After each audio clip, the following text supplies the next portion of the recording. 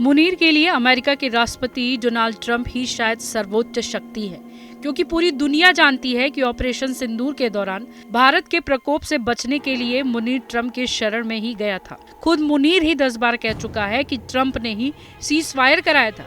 हालांकि भारत ये साफ कर चुका है कि सीज फायर का फैसला पाकिस्तान के गिड़गिड़ाने पर किया गया और इसमें कोई तीसरा पक्ष शामिल नहीं था। मुनीर और उसका वैचारिक बंधुआ मजदूर बांग्लादेश को कट्टरपंथ का नया अड्डा बनाने की साजिश रच रहे हैं। ये बांग्लादेश को पाकिस्तान बना रहे हैं। हमारे पड़ोस में ही हो रही घटनाएं भारत के लिए चिंता की बात है, लेकिन उससे भी चिंता की बात एक और है। भारत में भी इस कट्टरपंथियों ने अपने धार्मिक उन्माद का टापू बना लिया है। इस कट्टरपंथियों ने भारत में ही जगह जगह बांग्लादेश और पाकिस्तान बना लिए हैं। समझिए, उन्माद के इन टापुओं पर धार्मिक असहिष्णुता का मीटर हाई है। ठीक बांग्लादेश और पाकिस्तान की तरह कट्टरपंथियों के इन टापुओं पर सनातन के खिलाफ नफरत का इंडेक्स आसमान पर है। भारत की जमीन पर कट्टरपंथी के इस वैचारिक गजवाए हिंद में सनातन धर्मी अपने आराध्य का जय घोष नहीं कर सकते, भजन नहीं गा सकते, दीप नहीं जला सकते। ये सब कुछ भारत में हो रहा है। जय श्री राम का जय घोष करने पर पथराव ये भारत में ही हुआ है, और जहां पथराव हुआ उस जगह का नाम अलीनगर है।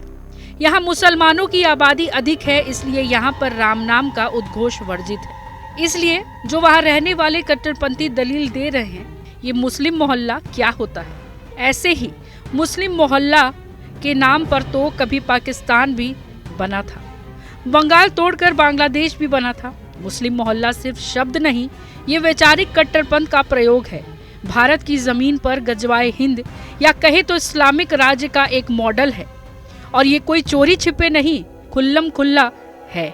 इन्होंने मुस्लिम मोहल्ले का नाम देकर अपने कट्टरपंथी टापू बना लिया, जिसमें राम नाम लेने वाले हिंदुओं का प्रवेश निषेध है, और जो भी संविधान का नाम लेकर प्रवेश करेगा उसका हाश क्या होगा वे सबके सामने है। कट्टरपंथियों के लिए उन्मादी तांडव के निशान सिहोरा में जगह जगह दिख रहे हैं। सड़क पर पत्थर बिखरे हुए हैं, गाड़ियों के कांच टूटे हुए हैं, दुकानों पर भी तोड़फोड़ हुई है।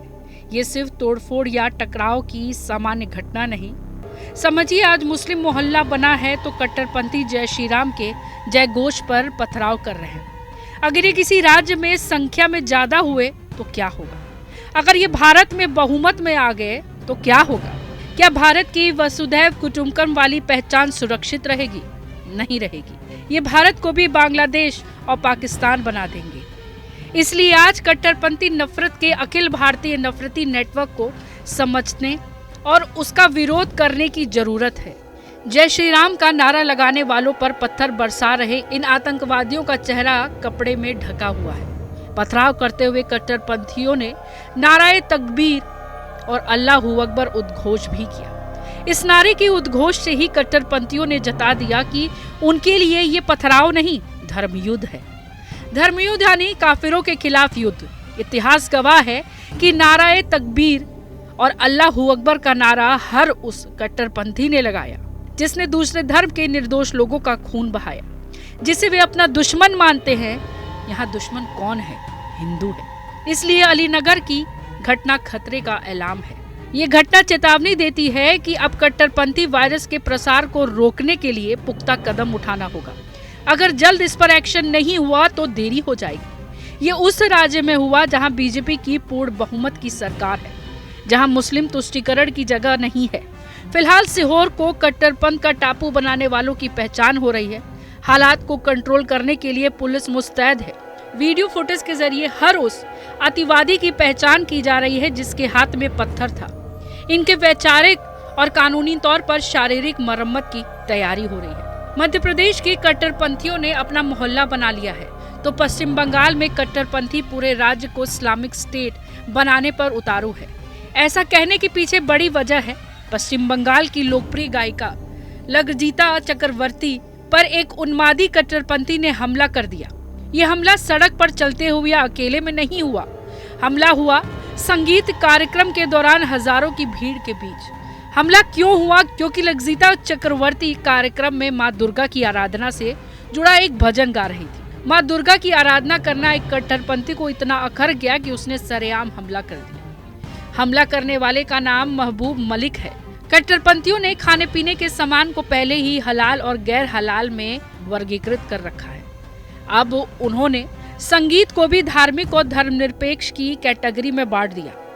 Dadra, thumri, classical, semi classical, ये तो अब सबने कई बार सुना है, लेकिन सेकुलर गीत यकीनन आपने पहली बार सुना। भजन गाने पर हमला पश्चिम बंगाल में हुआ, बांग्लादेश में नहीं।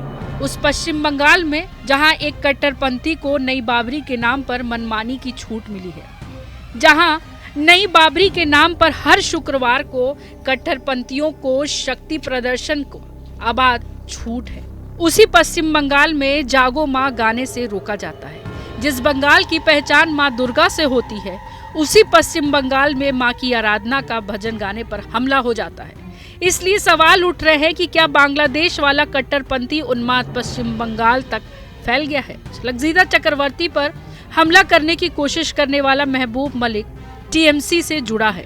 आरोप लग रहे हैं कि पश्चिम बंगाल में टीएमसी के संरक्षण में कट्टरपंथी मनमानी कर रहे हैं, हिंदुओं को निशाना बनाया जा रहा है। यही तो बांग्लादेश में भी हो रहा है।